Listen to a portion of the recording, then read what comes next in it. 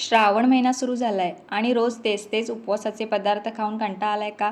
आज मी तुम्हाला अशी एक रेसिपी सांगणार आहे जी फक्त 10 मिनिटात तयार होते, बाहेरून कुरकुरीत आणि आतून एकदम मऊ.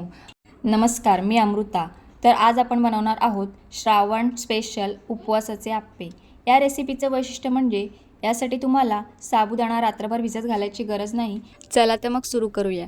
त्यासाठी आपण अर्धा किलो वरीचे तांदूळ भाजून घेऊ आणि त्यानंतर पाव किलो साबुदाणाही व्यवस्थित भाजून घेऊया. त्यानंतर साबुदाणा मिक्सरच्या भांड्यात घेऊन त्याची व्यवस्थित पावडर करून घेऊ. तुम्ही बघू शकता की अशा प्रकारे आपण साबुदाणा दळून घेतले आहेत. त्यानंतर वरीचे तांदूळही त्या प्रकारे दळून घेऊ. त्यानंतर त्याच कढईमध्ये थोडे शेंगदाणे भाजून घेऊ आणि मिक्सरच्या भांड्यात त्याचाही कूट करून घेऊ. आता आपण साबुदाणा आणि वरीच्या तांदळांची जी पावडर केली होती ती व्यवस्थित मिक्स करून घेऊ. आता तुम्ही बघू शकता हे प्रेमिक्स अशा प्रकारे तुम्ही जरी बनवून ठेवलं तरी तुम्ही आयत्या वेळी अशा प्रकारचे साबुदाणा आप्पे बनवू शकता. आता एका भांड्यात हे आपण मिक्स केलेलं पीठ घेऊया. त्यानंतर त्यामध्ये शेंगदाण्याचा कूट टाकूया, 1 वाटी दही टाकूया आणि त्यानंतर थोडं पाणी, जिरं आणि मिरची टाकून ते व्यवस्थित मिक्स करून घेऊ.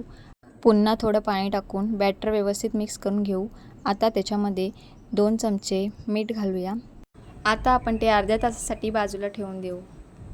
आता आपण चटणी बनवायला घेऊ.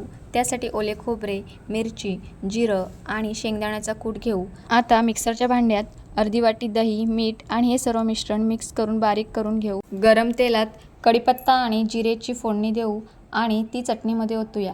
तर तयार आहे आपली उपवासाची चटणी.